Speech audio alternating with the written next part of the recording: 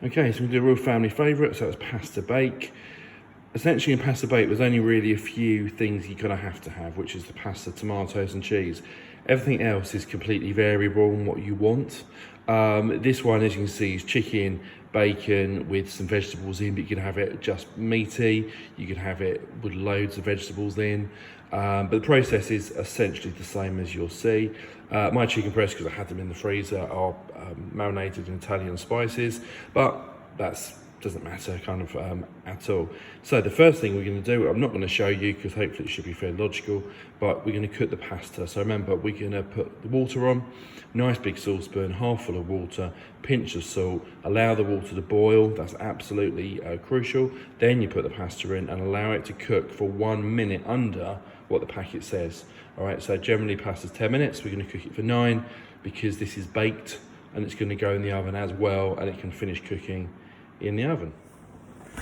Okay, so my pasta's cooking away. We'll hear it bubbling in the background. I'm going to show you the reminder again how to do an onion. Okay, so here's the onion. That's the root. You don't need to touch the root. If you look on the internet, you see some very strange ways of doing an onion.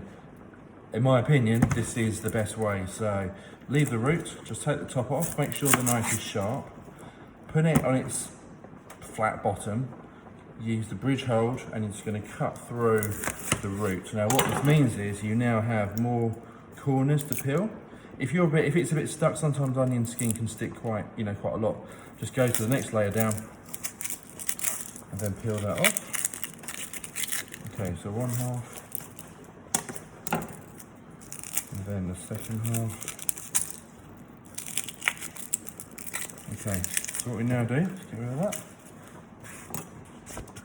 As a reminder, so you have the root facing away from you, and also I'm right-handed, so it's harder if you're left-handed, but for right-handed people, my knife is really big. You can use a smaller one, of course, but it is easier with a big one. Make sure it's sharp. So you put a knife in near the back and slide down, knife in near the back and slide down. Now, how close together you cut will determine how big or small the chunk is of the onion. All right, so to keep going down, slide, notice where my fingers are, bridge hold it together for the final one, put the knife in flat, gentle sawing motion, I'm not pushing rather, I stop near the back, take it out, hold it together, and then slice down. And what you have is nice, even pieces of onion. Just chop around the root, and there we go, that's that for the onions. Do the other one very quickly. As you become, when I was training as a chef, one of the first things I did, I remember was actually given a whole sack of onions, and the head chef said, off you go, chop those as small as you can. By the end, I could do it virtually blindfolded. So as you get more proficient, rather than just stabbing it, what you can do is then start doing this. So hold the knife flat and just pull it down. In half. Extremely quick, all right, other than using some odd gadget or whatever the case may be. Okay, and that's the onion ready to fry in a little bit. Okay, so now the peppers. People have different ways of doing peppers. You'll see it on the internet, people cut it in half, take the seeds out and then slice it. It doesn't really matter. The way that I personally teach it is, which is a slightly wonky one, but imagine that the pepper has 4 sides. It obviously hasn't, but imagine it is a box. So you cut down one side, cut down the second side, the third side, and then the fourth side, and then just take that end bit off, and there you have all the bits that actually you don't want. All right, and then what you can then do is just decide what you're going to do with the rest of it. So for the recipe, just take this little bit of white out. We're going to use small squares, so just in strips, and then again in nice even squares. Okay, so that's the pepper. Okay, so I've got everything prepared. The chicken's done. I did the onion, chopped up the pepper, did the garlic, but you didn't see. I'm now kind of ready to put it together, okay, which I'll show you as I make it in a second. Quickly about frying pans. Before you start cooking, use, if you like, your common sense, right? I've got quite a lot of ingredients, I'm making quite a lot. So the frying pan in the cupboard I have here, you can see, is not big enough. That once you start putting stuff in, you think, oh, there's not enough room. All right, so I'm actually going to use a wok, which the capacity is far bigger, and therefore I know there probably won't be too much of a problem, right? So have that in mind, because start switching frying pans or saucepans midway through cooking is a kind of a pain, really. All right, so what I'm gonna do now is in the wok, I'm gonna put some oil and I'm gonna start frying the chicken, and then I'll show you the whole process. Just as a quick note, as the chicken's cooking, liquid will come out of the chicken just naturally. It is important that you kind of boil that off or kind of drain it off and then put it back, because you want the chicken to brown. Now that's about flavour. I could put all the rest of the stuff in now, but you'll get kind of you get sort of pale chicken, which you might be okay with, but actually will taste a lot better if you allow it to brown just a little bit, and then we start putting the other ingredients in. Okay, so the chicken now has a little brown tinge on there. I'm now going to put in the onion and the garlic, which I chopped up just small. What we need to remember is we're making pasta bake. Obviously there's, as I said earlier, lots of variants in a pasta bake. Think about how long things take to cook. So the chicken as a protein will take longest. Then we put in the onion, because you don't want the crunchy onion. Then you're going to put in the veg, but I'm using peppers, it doesn't take long. If you use like harder veg, like broccoli maybe, something like that, you might need to actually cook it in water first. And then put it in, because it will take quite a long time to cook, if that makes sense. When it goes in the oven, although it will cook to a degree, hard veg won't really cook, they're just going to warm through. So, unless it's a really long time, and you'll probably burn it, all right? So kind of have a think about that. So essentially, before it goes in the oven, it needs to be about 3/4 cooked. All right, and then literally the oven will just finish cooking it, and it will brown the top and melt the cheese and what have you. All right, so put the onion in just for a minute or two, mix that around. What we're now going to do is add the peppers. Okay, that's the peppers I did earlier.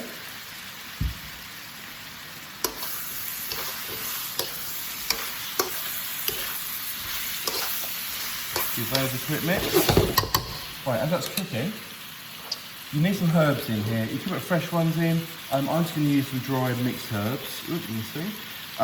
You could put in mixed herbs, as in general mixed herbs, there's thyme, basil, marjoram, and oregano.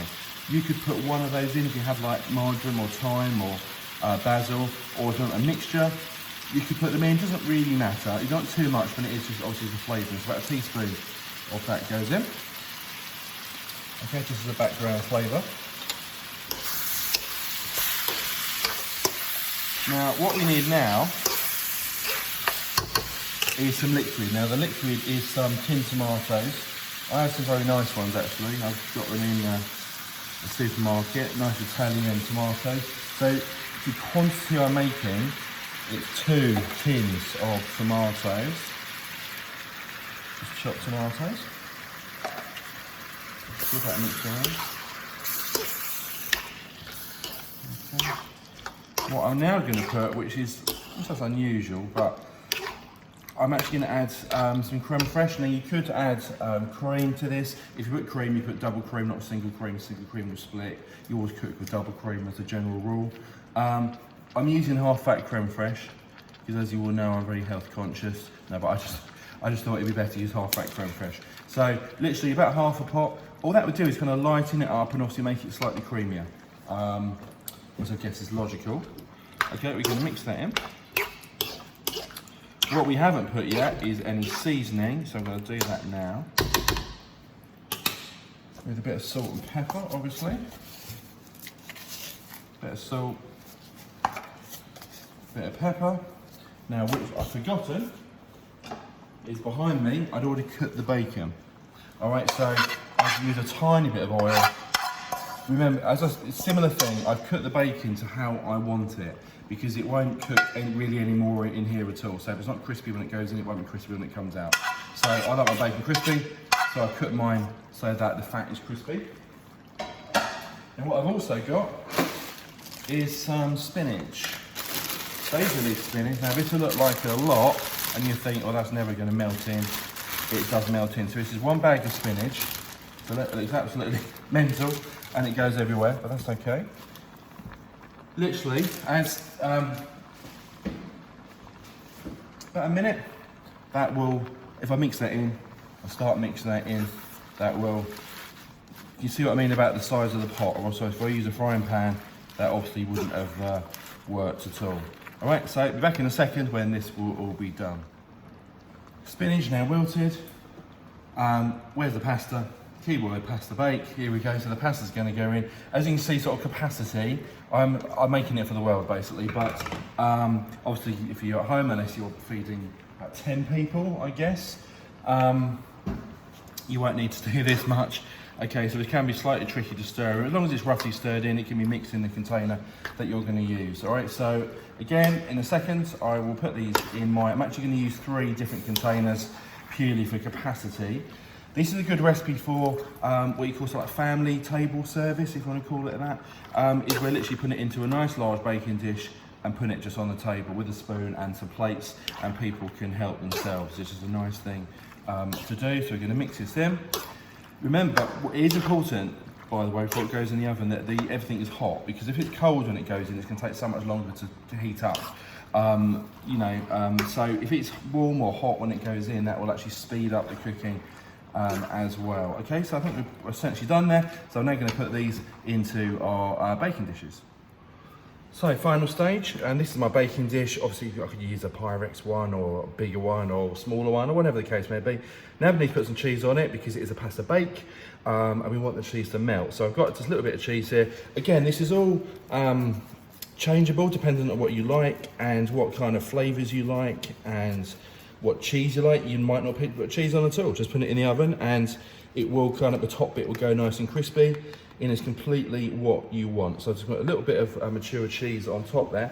What I've also got, let's get that lump out, is some mozzarella. Okay, now this actually is quite cheap mozzarella.